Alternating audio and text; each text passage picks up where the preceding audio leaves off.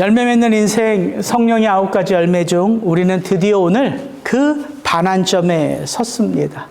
오늘 우리가 함께 살펴볼 성령의 열매는 네 번째 열매로 오래 참음의 열매입니다. 여러분, 이 오래 참음이라는 단어가 주는 뉘앙스는 여러분에게 좀 어떻게 느껴지십니까? 오래 참음. 지금까지 살펴보았던 사랑, 희락, 화평, 샬롬은 듣기도 좋고 말하기도 좋지만 왠지 그 단어들은 이 땅의 언어가 아니라 저 천상의 언어같이 느껴지지 않으셨어요? 너무 좋지만 왠지 나와는 좀 거리가 먼 단어처럼 말이죠. 그리고 진짜 이 사랑, 희락, 화평은 하나님 나라의 대표적인 속성이기도 합니다. 하나님의 나라는 먹는 것과 마시는 것이 아니요 오직 성령 안에 있는 의와 평강과 희락이라. 그런데 여러분, 오늘부터 우리가 살펴볼 이 오래 참음이라는 성령의 열매는 어떻습니까? 왠지 저와 여러분이 걸어온 인생 같지 않아요? 오래 참음. 여기 머리가 희끗희끗하신 분들이라면 더 깊이 와닿을 것 같아요. 인생이란 정말 오래 참아내지 않으면 가꾸기 어려운 삶이란 것을 말이지요. 한 자매가 있었습니다. 근데 이 자매는 틈만 나면 전화기 화면을 그렇게 들여다봐요. 전화기 화면을. 그 전화기 화면에 남편 사진이 그 바탕화면이었거든요. 대부분은 자녀들을 바탕화면으로 놓지 않습니까? 근데 이 자매분은 남편 사진을 바탕화면으로 놓고 틈만 나면 그걸 보는 거예요. 그래서 목사님이 물었다는 것 아닙니까? 아유, 두 분은 사이가 너무 좋으신가 봐요. 그래서 틈만 나면 남편 얼굴을 그렇게나 보시죠? 그랬더니 자매분이 말씀하셨어요.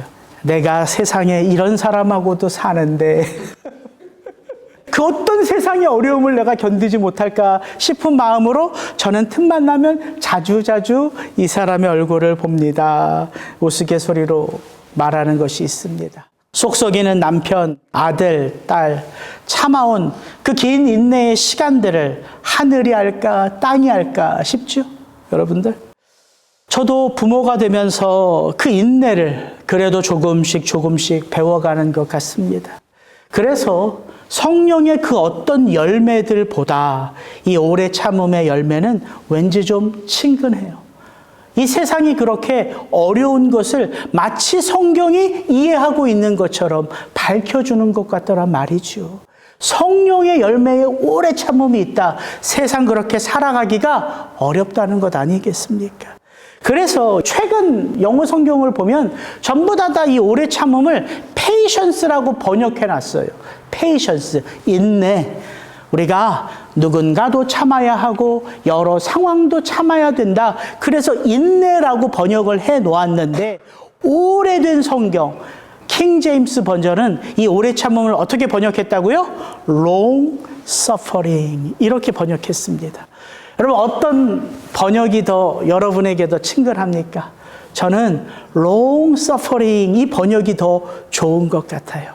고난이 긴 고난이기에 우리 속에 맺어 가시는 성령의 열매도 더 견고해져 간다는 말씀처럼 다가오기 때문입니다. 그래서 바울도 우리에게 이렇게 말하는 것 아니겠습니까? 다만 우리가 이뿐 아니라 우리가 그 환난 중에도 즐거워하나니 이는 환난은 무엇을? 인내를. 이게 첫 번째예요. 환난은 인내를. 그 인내로부터 연단이 시작되고 그 연단 가운데 우리의 삶 속에는 소망이 이루어지는 줄 알미라. 여기서 말하는 소망은 뭘까요? 바울이 말하는 소망.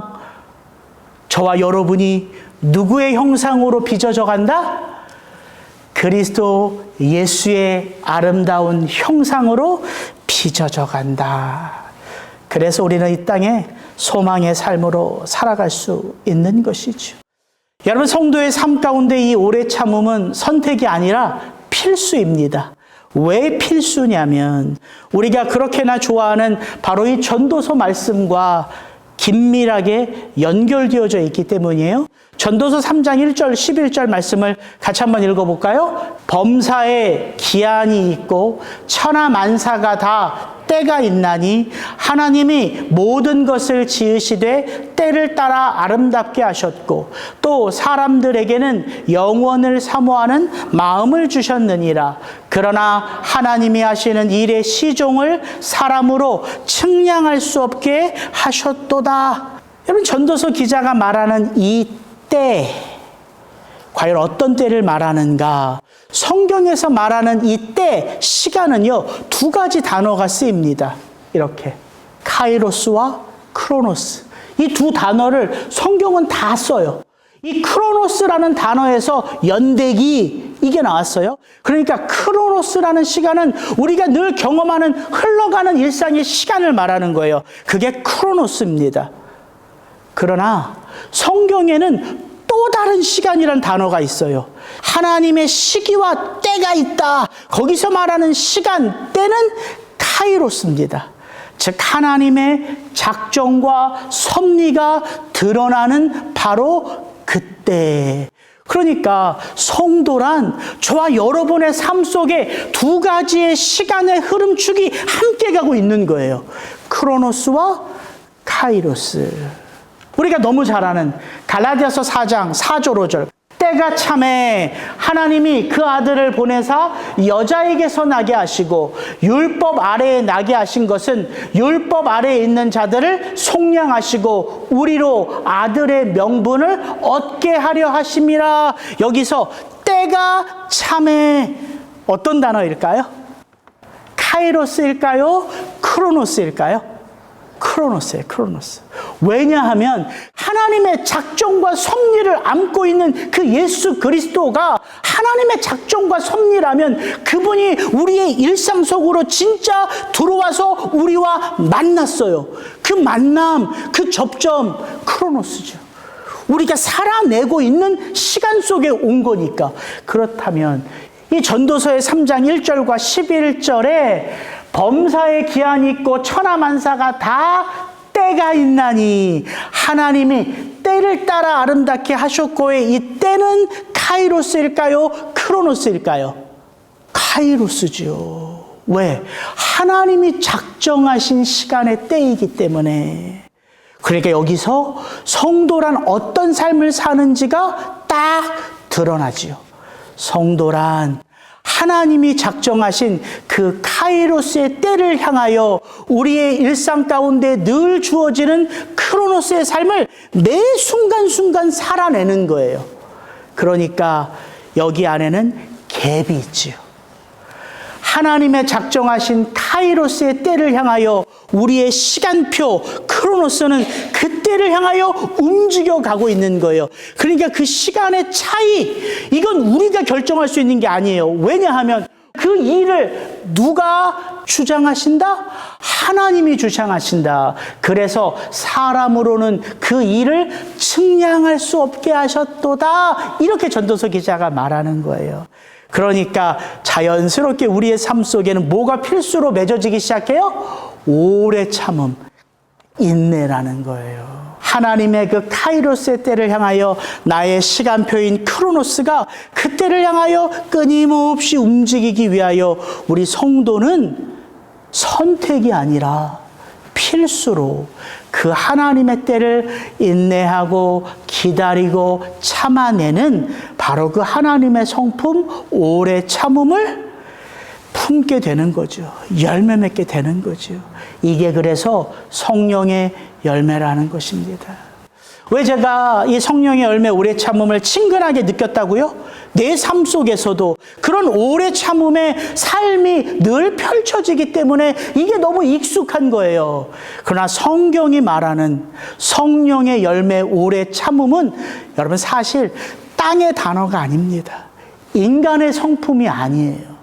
인간의 성품의 그 오래 참음을 말하는 것이라면 굳이 바울이 거기에다가 성령의 열매라고 붙일 필요가 없겠지요.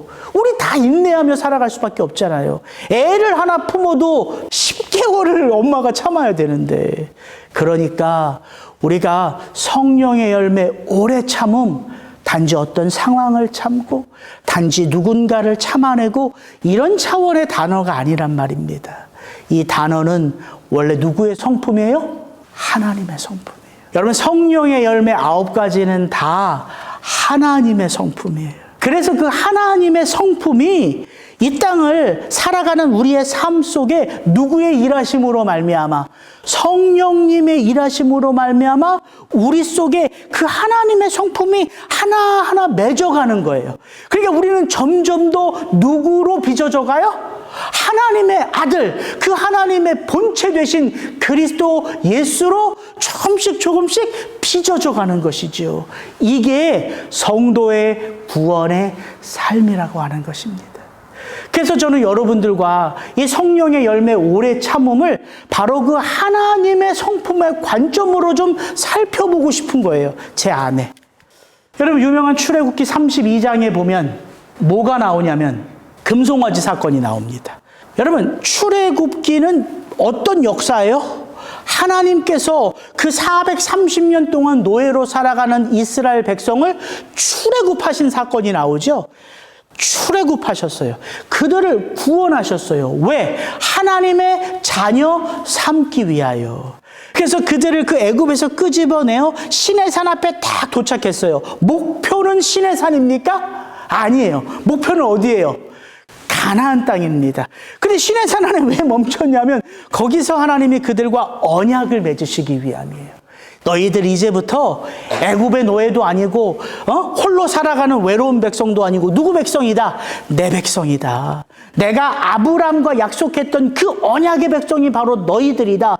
하나님이 기대하시는 마음으로 그들과 언약을 맺기 위하여 무엇을 친히 작성해서 주셨죠? 율법, 십계명. 하나님의 마음 가운데 너무너무 기대가 있으신 거예요. 친히 그걸 자기 손으로 기록하여 그 돌판에 새겨서 모세를 통하여 이스라엘 백성들에게 주신 거거든요. 그래서 하나님이 그 십계명에 대하여 모세와 이런저런 얘기를 하며 어떻게 이 광야를 지나 약속의 땅에 들어가면 어떻게 살아야 되는지를 말씀하는 그 찰나에 산 아래에서는 어떤 일이 벌어졌죠? 모세의 내려옴이 더딤을 보고 백성들 안에 불안한 마음이 생겼어요. 우리를 인도했던 모세가 저 산꼭대기에 올라가더니 내려오질 않네? 에라, 모세가 누구야? 그래서 아론한테 모든 그 은, 폐물 이런 것들을 다 가지고 와서 아론이 뚝딱하고 만들어낸 게 뭐라? 금송아지다. 그러면서 뭐라고 말해요? 이게 바로 너희를 인도한 하나님이다, 이거예요. 이스라엘 백성들은 다른 신을 만든 게 아니에요. 그 금송아지를 하나님이라고 부른 거예요.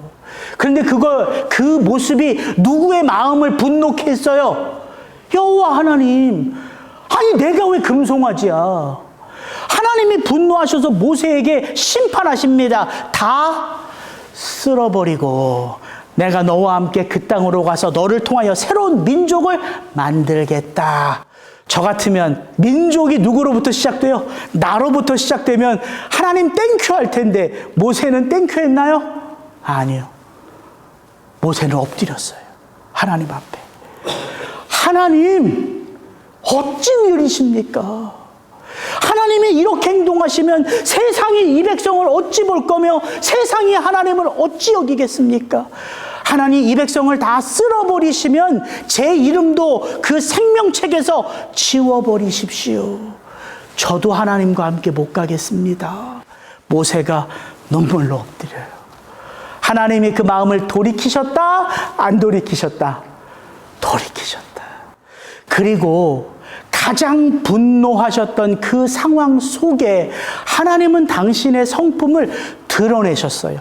그게 출애굽기 34장 6절입니다. 여호와께서 그의 앞으로 지나시며 선포하시되 여호와라 여호와라 자비롭고 은혜롭고 노하기를 더디하고 인자와 진실이 많은 하나님이라. 바로 이 단어, 노하기를 더디하고, 이게 바로 오래 참음이에요.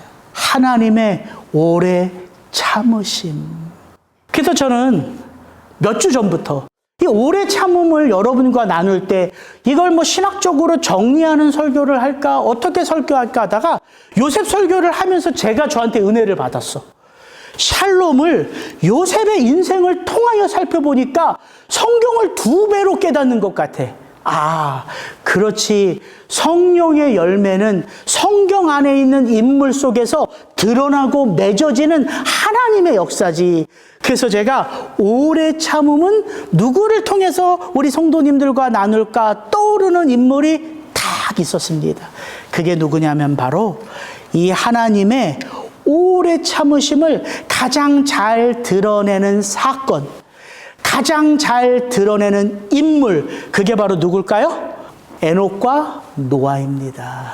왜 제가 에녹과 노아가 떠올랐는가? 여러분, 에녹과 노아가 살아가던 그 시대가 어떤 시대였는지 성경은 우리에게 이렇게 말해줍니다. 여호와께서 사람의 죄악이 세상에 가득함과 그의 마음으로 생각하는 모든 계획이 항상 악할 뿐임을 보시고 땅 위에 사람 지으셨음을 한탄하사 마음에 근심하시고 이르시되 내가 창조한 사람을 내가 지면에서 쓸어버리되 사람으로부터 가축과 기는 것과 공중의 새까지 그리하리니 이는 내가 그것들을 지었음을 한탄함이니라 하시니라. 그러나 노아는 여호와께 은혜를 입었더라. 여러분, 에녹과 노아가 살아가던 그 시대는 악이 관영했던 시대예요. 그래서 우리가 살아가는 이 시대가 악이 만연하고 더 이상 악할 수 없는 시대라고 말하면서 2 시대를 비유해요. 노아 시대와 소돔과 고모라 시대예요. 그 시대에 어떤 일이 있었기에 2가지 사건이 있었잖아요. 하나님의 홍수 심판과 소돔과 고모라 때 어떤 일이 있었어요? 하나님의 불, 유황 심판. 그러니까 오늘 이 시대를 살아가면서 우리는 사실 그 옛날의 그 시대보다 더 나쁜 시대를 살아가고 더 악한 시대를 살아간 게 아니라 모든 시대는 다 죄악으로 똘똘 뭉친 하나님을 거부하는 악한 시대라는 거예요. 여러분, 노아와 소돔 고모라의 그 시대에 하나님이 심판이 임했어요. 왜 제가 에녹과 노아가 하나님의 그 오래 참으심을 가장 잘 드러내는 인물로 다가왔냐 하면 창세기 5장을 딱 열면 아담의 족보가 나오기 시작해요. 족보. 이렇게. 이것은 아담의 계보를 적은 책이니라. 그러면서 쭉 창세기 기자가 어떻게 말하냐면 누가 누구를 낳고 몇 세를 살아 죽었더라. 이렇게 아담의 족보를 쭉 말합니다. 그러니까 우리 인생의 역사는요, 낳고 죽는 역사의 반복이에요. 그런데 창세기 5장을 쭉 읽어가다 보면 딱 한 사람에게 빠진 단어가 있어요. 뭐가 빠졌어요? 죽었더라가 안 나와요. 이 사람은 죽었더라가 없어요. 이렇게 에녹은 65세에 무드셀라를 낳았고 무드셀라를 낳은 후 300년을 하나님과 동행하며 자녀들을 낳았으며 그는 365세를 살았더라. 에녹이 하나님과 동행하더니 하나님이 그를 데려가심으로 세상에 있지 아니하였더라. 에녹의 이야기 속에는요, 죽었더라가 없고요. 대신 뭐가 있어요? 살았더라가 있어요. 살았더라. 그래서 에녹이 대단한 일을 했나요? 에녹이 나라를 세웠습니까? 에녹이 민족을 구원했습니까? 아니요. 창세기 기자는 에녹에 대하여 너무나 담백한 한마디를 해요. 그는 아들을 낳았고 그 아들의 이름을 무드셀라라 하며 300년을 하나님과 동행하였더라. 이게 끝이에요. 하나님과 동행하였더라가 끝인데 그 동행하는 삶이 얼마나 존귀했으면. 이 사람은 어디에도 나와요? 히브리서 11장 믿음장에도 나와요. 거기에서도 다른 이야기 없어요. 그는 하나님과 동행함으로 하나님을 기쁘시게 한 자라. 그게 전부입니다. 에녹이 하나님과 동행한 게 뭐 그리 대단할까? 다음 주에 우리는 어떻게 이 땅을 그 오래 참음의 성품을 맺어가며 살아야 할까? 그 에녹의 삶을 좀 구체적으로 다음 주에 좀 살펴보고자 합니다. 오늘은 에녹의 이야기를 우리가 읽으면 궁금한 게 몇 개 생겨요. 사람들이 에녹하면 누굴 기억해요? 그가 아들을 낳았어. 그 아들의 이름이 무두셀라네. 그런데 에녹의 삶은 그 아들 무두셀라를 낳은 다음에 변했어요. 그래서 에녹의 인생은 무두셀라를 낳기 전과 무두셀라를 낳은 후로 나뉘어요. 보십시오. 에녹은 65세에 무두셀라를 낳았고 무두셀라를 낳은 후 300년을 하나님과 동행했더라. 도대체 그 아들 무두셀라가 뭐기에 하는 의문점이 생기죠. 의문점. 무두셀라가 도대체 에녹에게 무슨 역할이었기에 에녹의 삶이 그 무두셀라를 낳은 후에 변했을까? 이 무두셀라는 누구와 연결되냐면 노아와 연결됩니다. 여기에서 비밀이 풀려요. 에녹의 아들이 무두셀라고 무두셀라의 아들이 라멕이며 라멕의 아들이 노아입니다.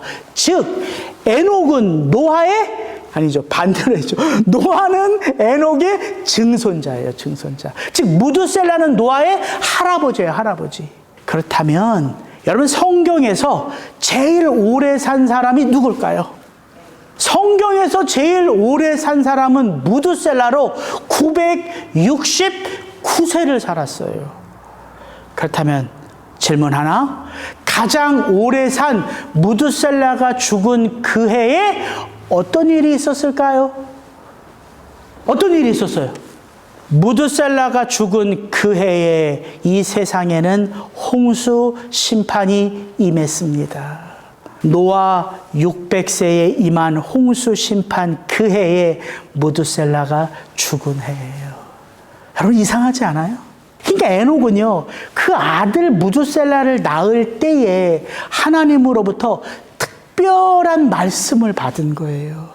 그게 무두셀라라는 이름 속에 담겨져 있습니다.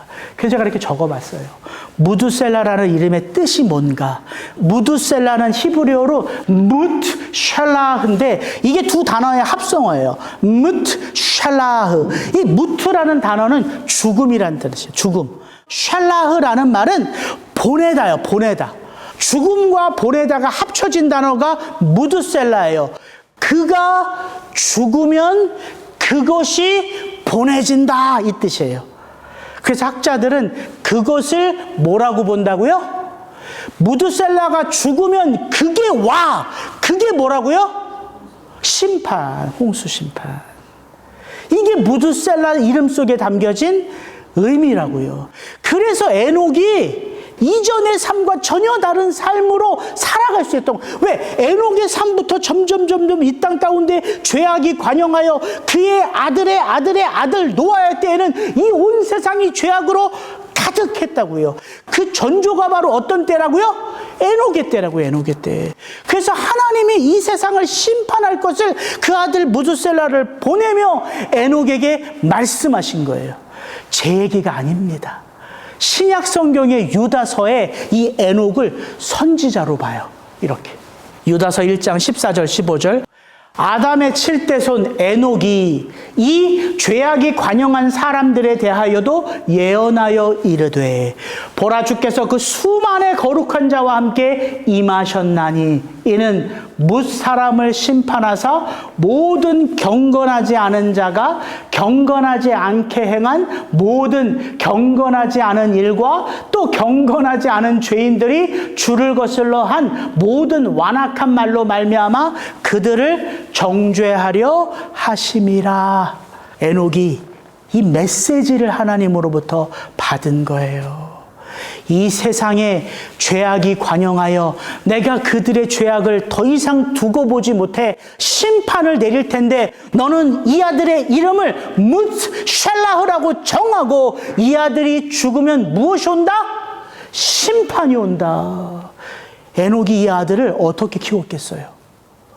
이 무두셀라라는 아들이 죽으면 하나님의 심판이 온대요. 어떻게 키웠겠어요? 온 정열을 다하여 키웠겠지요.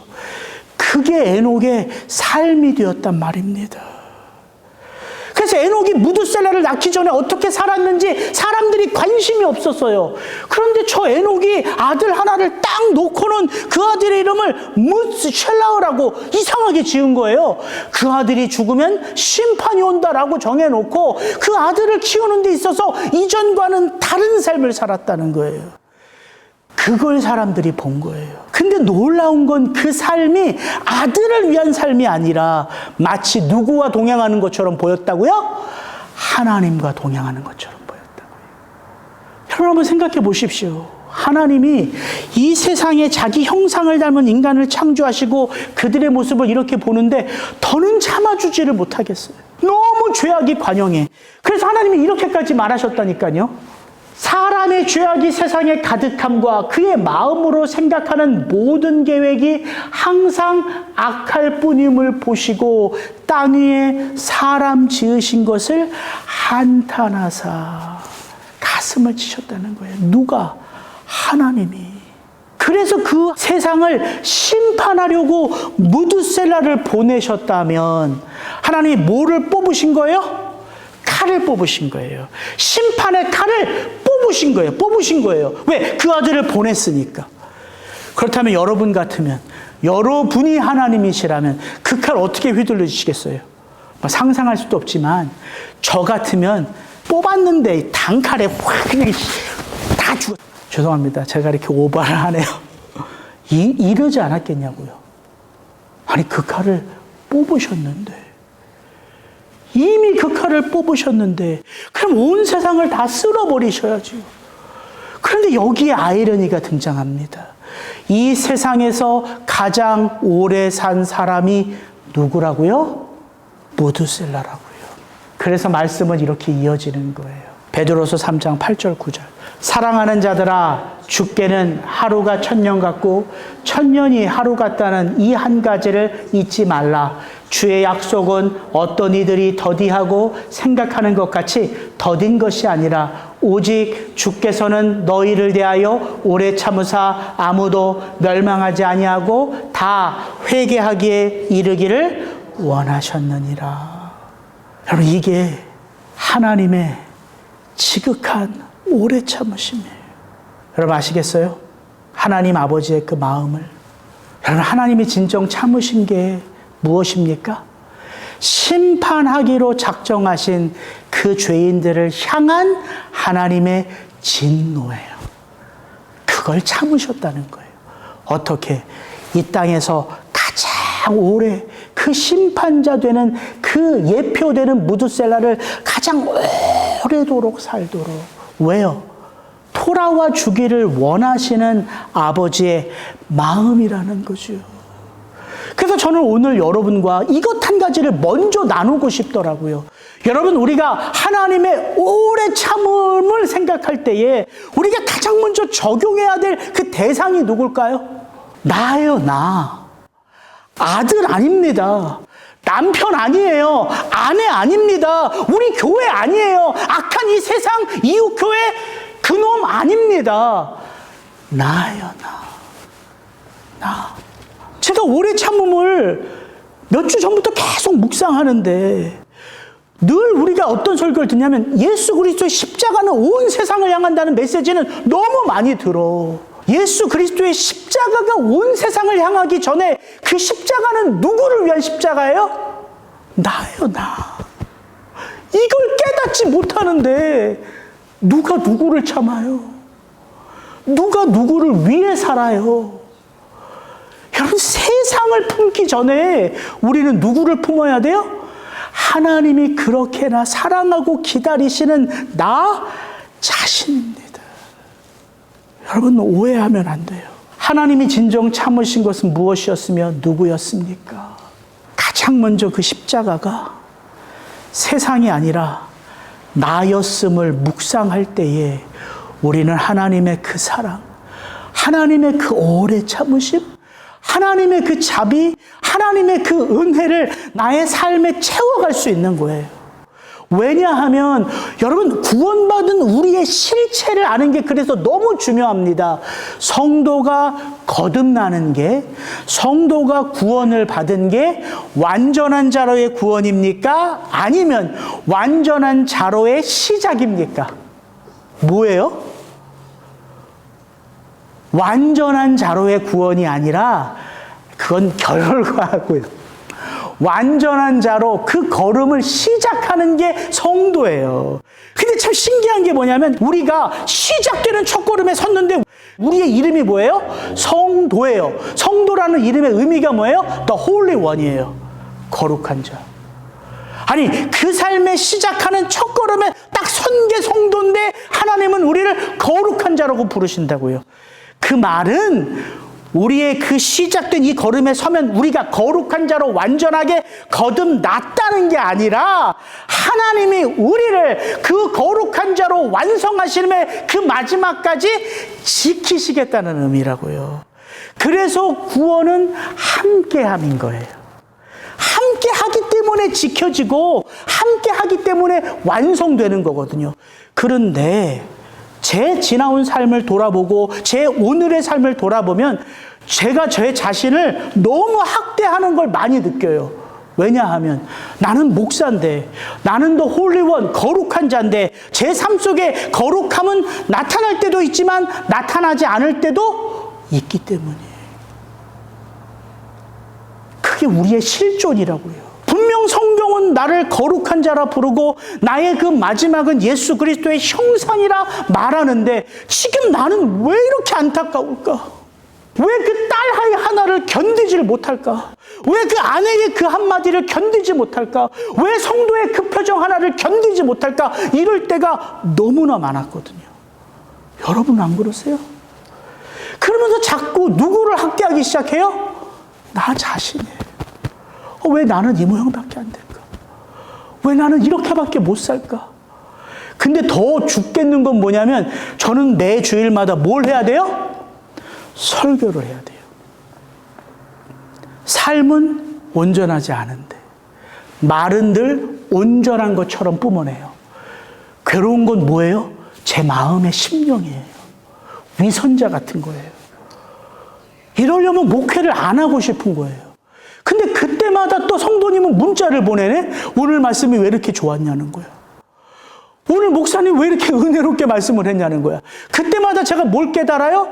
그렇구나. 설교란 나의 정결함, 나의 완전함에서 나오는 것만이 아니라 누가 나를 쓰시는 거다? 하나님이 나를 쓰시는 거다. 내가 중요해서가 아니라 그 말씀 앞에 선 하나님의 자녀들이. 목회는 그 마음을 알아가는 거예요. 그러니까 하나님이 나를 보면 형우가 너는 원래 그래. 그러니까 내가 너를 오래 참는 거야. 왜 이렇게 너를 학대하니? 이게 저는 가장 먼저 와닿더라고요. 아, 하나님이 나를 그렇게나 오래 참아주시는구나. 나의 연약함과 나의 죄악과 나의 부족함을 모르시는 게 아니라 그런 나도 하나님이 빚어가시는구나. 그래서 저는 이 말씀이 너무 좋아요. 우리는 그가 만드신 바라. 이 포에마라는 헬라어는요, masterpiece, 걸작품이라는 거예요. 우리는 하나님의 걸작품이라. 여러분 어디 봐서 우리가 하나님의 걸작품이에요? 연약함 투성인데, 모자람 투성인데, 내가 나를 봐도 이렇게 한심한데 성경은 우리를 그렇게 말한다고요. 너희는 하나님의 거룩한 걸작품이라. 여러분 걸작품은요 찍어내지 않습니다. 제가 설교 자주 하잖아요. 아이폰, 갤럭시는요 찍어내요. 이거는 찍어내는 제품입니다. 그래서 똑같은 제품이 수백만 개, 수천만 개가 되는 거예요.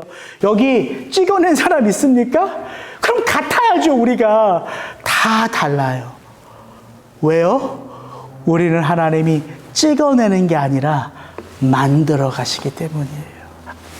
한 영혼 한 영혼을 그 사람의 그 형편과 그 사정과 그 성품 그대로 그 안에서 고난을 통하여 눈물을 통하여 넘어짐을 통하여 아픔을 통하여 하나님이 만들어 가시기 때문에 우리는 다 그의 걸작품인 거예요. 그게 저는 큰 위로가 돼요.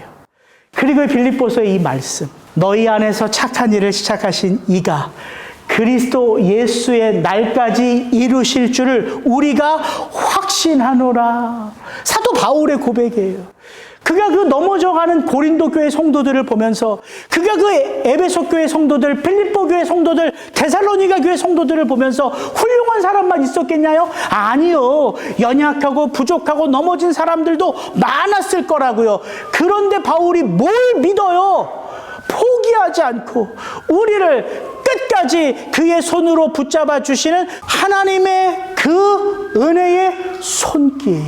그래서 바울이 그 넘어져가는 성도들을 보며 끝까지 그들을 당신 안에 품어낼 수 있었던 거예요.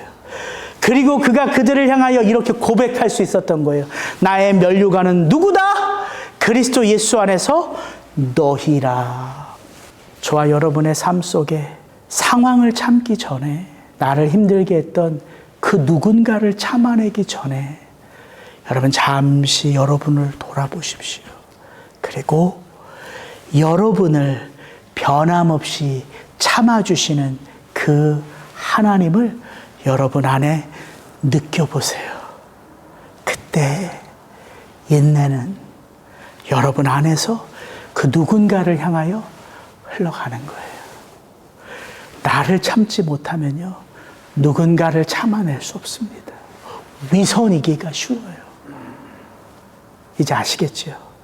그래서 저는 다음 주에 도대체 하나님은 이 에녹이 하나님과 함께 걸었던 그 300년의 동행이라는 단어를 어떻게 여겨주셨기에 그를 그렇게 믿음장의 반열에 아름답게 세워주셨을까? 그 에녹의 삶을 통하여 함께 여러분과 은혜를 나누기 원하니까 여러분 창세기 5장, 6장, 7장, 히브리서 11장을 다시 한번 읽어보시고 묵상하고 오시기를 주의 이름으로 축복합니다. 이 시간 같이 한번 기도하겠습니다.